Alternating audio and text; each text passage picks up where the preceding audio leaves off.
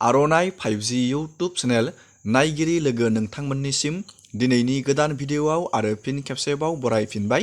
दिनैनि गोदान भिडिअआनो जाहैबाय मुख्यमन्त्री महिला उद्यमिता अभियान स्किमनि 10,000 रां सोनायनि मोनसे बिग आपडेट लानानै फैदों आरो सेल्फ हेल्प ग्रुपनि आइजोफोरनि जाय बिथांमोना गावबा गावनि ग्रुपआव गोदान मेम्बार एड खालामदों बा सेक्रेटारि प्रेसिडेन्ट सोलायदों, नोंथांमोना गावबा गावनि नामखौ जाय बिथांमोना गोदानै एड बानायदों नोंथांमोना नामखौ बे अनलाइन डाटायाव सेल्फ हेल्प ग्रुपनि लिस्टआव नोंथांनि नामा फैदोंना फैया बेखौ जोङो बोरै नायगोन मबाइल फननि मददावनो बेयाव नाम फैनाया गोनांथार नोंथांनि बे महिला उद्यमिता अभियान स्किमनि 10,000 रांनि थाखाय जोङो बेनि लिस्टखौ मबाइल फननि मददावनो चेक बानायगोन आरो नैबे मुख्यमन्त्री महिला उद्यमिता अभियान स्किमनि 10,000 राङा नोंथांनि बेंक एकाउन्टआव माब्ला हाबगोन जोङो बेफोरनि आपडेटखौबो नायगोन। गोबां मानसिफोरा सोंहरबाय दं बे राङा हाबगोन ना हाबला गोबाव सम जालांबाय बेफोरबायदि सोंहरबाय दं।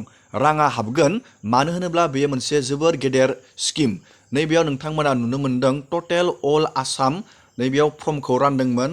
नैबेयाव 39,975,938 बेखिनि नैबेयाव फर्मखौ रानदोंमोन गोबां मानसि।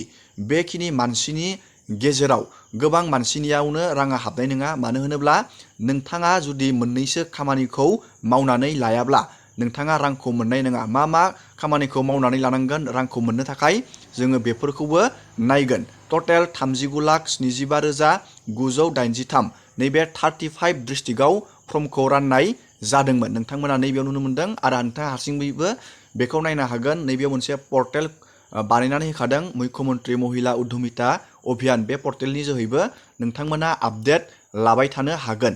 गोबां मानसिफोरा फर्मखौ होदों आरो खौरां मोननाय बायदिब्ला गासैबो फर्म साबमिसन भेरिफाइनि खामानिया जोबजोब्बाय आरो गोबांनियावनो मेसेज फैदों भेरिफाइ जानाय। जाय बिथांमोननियाव मेसेजआ फैदों भेरिफाइ जानाय नोंथांमोननि डाटाया दा नैबे गभर्नमेन्टनि आखायाव थांजोब्बाय।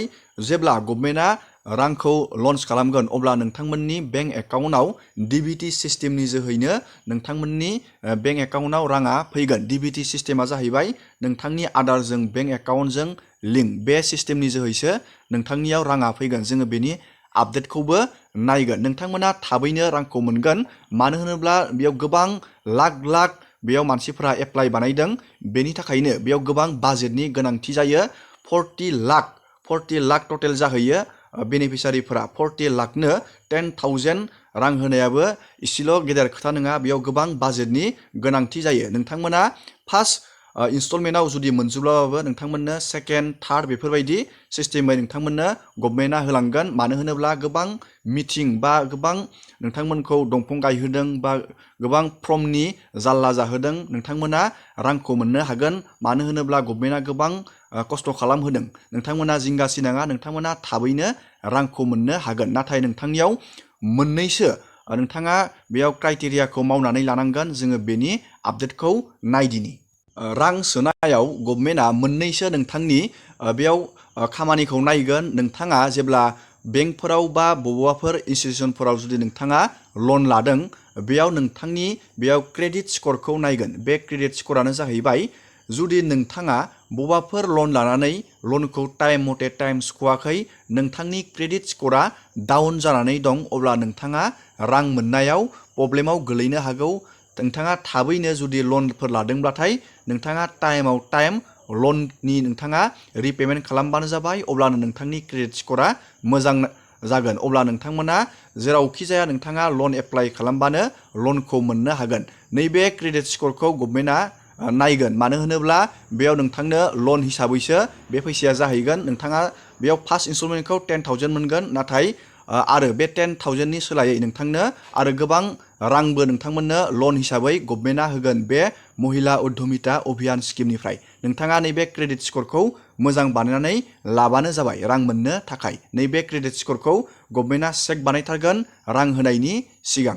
आरो मोनसे रां सोनायनि इम्परटेन्ट आपडेटआनो जाहैबाय नोंथांनि आधारजों बेंक एकाउन्टजों लिंक थानाया गोनांथार। बेखौ डिबिटि सिस्टेम बुङो। डिबिटि सिस्टेमनि जोहै नोंथांनियाव बे 10,000 राङा फैगोन। जुदि नोंथांनि डिबिटिया बेबायदि एक्टिभ गैया अब्ला नोंथांमोना रांखौ मोननाय नङा। नोंथाङा थाबैनो बेखौ चेक खालामबानो जाबाय।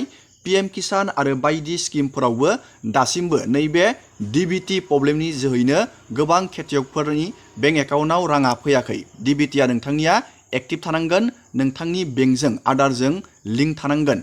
नोंथाङा बेखौ आधार कार्डनि माइ आधार पर्टेलाव थांनानै चेक खालामनानै लानो हागोन, बा नोंथाङा बेंकआव थांनानैबो DBTखौ कानेक्ट खालामनानै लानो हागोन। दानि অসম চৰকাৰে মহিলা আত্মসহায়ক গোটৰ সদস্যসকললৈকে 10,000কৈ টকা আমি অনুদান হিচাপে আগবঢ়াম। ইয়াৰ ইতিমধ্যে ইলেকশ্যনৰ আগত সবেই প্ৰপত্ৰ পূৰণ কৰিছিলে আৰু ইয়াৰ এতিয়া অনুসন্ধান চলি আছে। আৰু মই যিমান দূৰ জানো প্ৰায় 35 লাখ মহিলাই 10,000কৈ টকা পাব, তাৰমানে 3,500 কোটি টকা। আৰু এই 10,000 টকা ঘূৰাই দিব নালাগে। এতিয়া নেট ফিয়ে যদি ইয়াৰ ভিতৰত যিসকল বিচাৰে তেওঁলোকক যদি 15,000 টকাৰ এটা লোন দিব পাৰে, তেতিয়াহ'লে মহিলাসকলে 25,000 লগ লাগি কিবা এটা ভাল কাম কৰিব পাৰিব। বা এই বছৰ যদিও নিদিয়ে, আমি অহা 10,000 টকা যিসকলে ভাল কাম কৰিব তেওঁলোকক আমি পিছত আৰু 15,000 দিম। তেতিয়া যদি নেটফিয়ে লগত 10,000 টকা এটা লোন দিব পাৰে, তেতিয়া মহিলাখিনি উপকৃত হ'ব। কিন্তু নেটফি ইমান ডাঙৰ অনুষ্ঠানো নহয় যে সকলোকে দিব পাৰিব। গতিকে আমি গোটেইকেইটা নেটফি আৰু বেলেগ বেংকসমূহৰ লগতো কথা পাতি আছো যে চৰকাৰৰ টকাখিনিতো সুদো দিব নালাগে, ঘূৰাই দিব নালাগে, অনুদান হ'ব। কিন্তু তাৰ লগত আপোনালোকেও যদি লোন এটা দিব পাৰে, তেতিয়াহ'লে মহিলাখিনিয়ে নিজৰ ভৰিৰ ওপৰত নিজে থিয় হ'ব পাৰিব। এইটো এটা আমাৰ ডাঙৰ প্ৰগ্ৰেম এটা আমি চিন্তা চৰ্চা কৰি আগবাঢ়ি গৈ আছো। প্ৰথমতে মোক 10,000 টকাটো দি ল'ব দিয়ক। गिबियावनो नोंथाङा बेखौ नायनो थाखाय गुगोलाव सार्च खालामनांगोन। नोंथाङा SHG नोंथाङा बेखौ सार्च खालामबानो जाबाय। लिंकखौ आङो भिडिअनि डिसक्रिपसनाव होना दोनदों।